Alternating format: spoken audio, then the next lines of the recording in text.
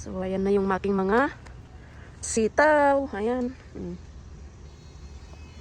So, katatapos ko lang tong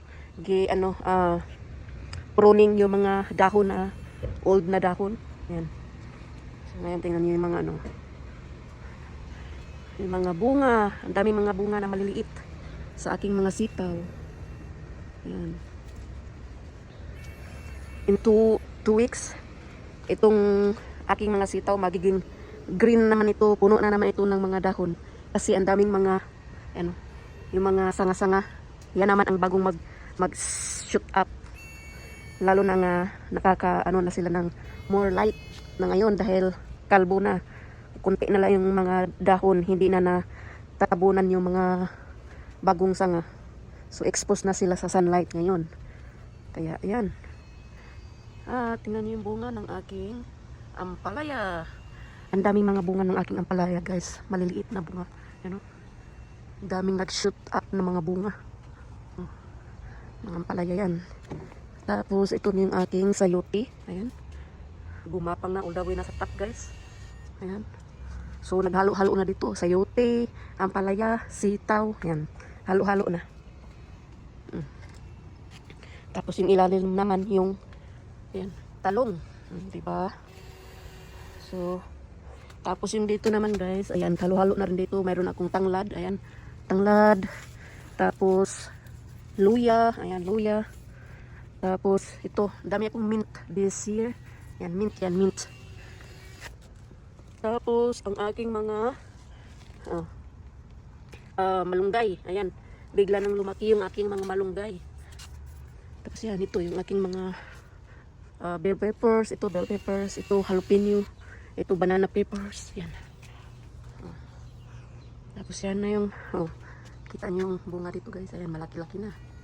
Ang dami talagang mga bunga ng aking ampalaya, maliliit, ayan yun, maliliit na mga bunga, ang dami, naglabasan.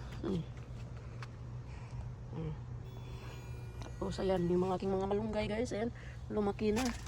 So ito, galing to doon, naka-hide.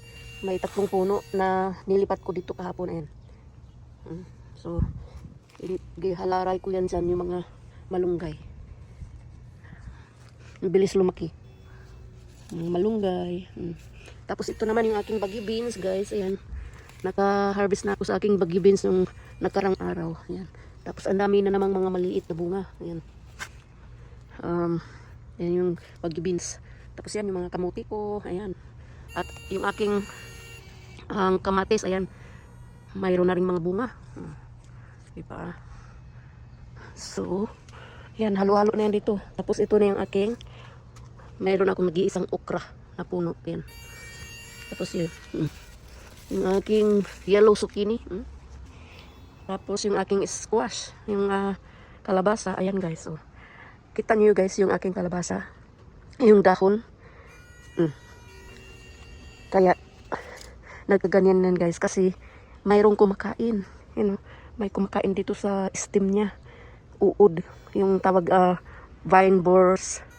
So kahapon ininjikan ko yun ng chemical para mamatay yung mga uod na nasa ilalim. This year it's bad sa vine borers, yung tawag dyan, yung squash na yung para yung parang moth yan nga insekto. Kaya kawawa ang aking kalabasa. Every afternoon ganitong nangyayari, kaya dinidiligan ko palagi. Yan, anuhan ko ng mist. Yan, ganyan, mist, para matutulungan na mag cool down yung dahil sa sobra na ring init ng panahon. Kaya nakaganyan din, plus yung disease nga, yung may kumakain sa puno. Kaya inimist ko yan sila. Kawawa talaga kasi inatake ng insekto. Kawawa. And every tanghali, guys, ganyan, nag-ano na yung dahon.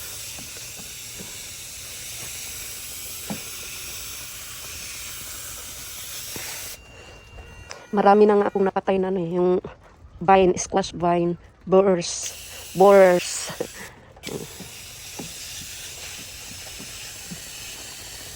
guys. Ayan.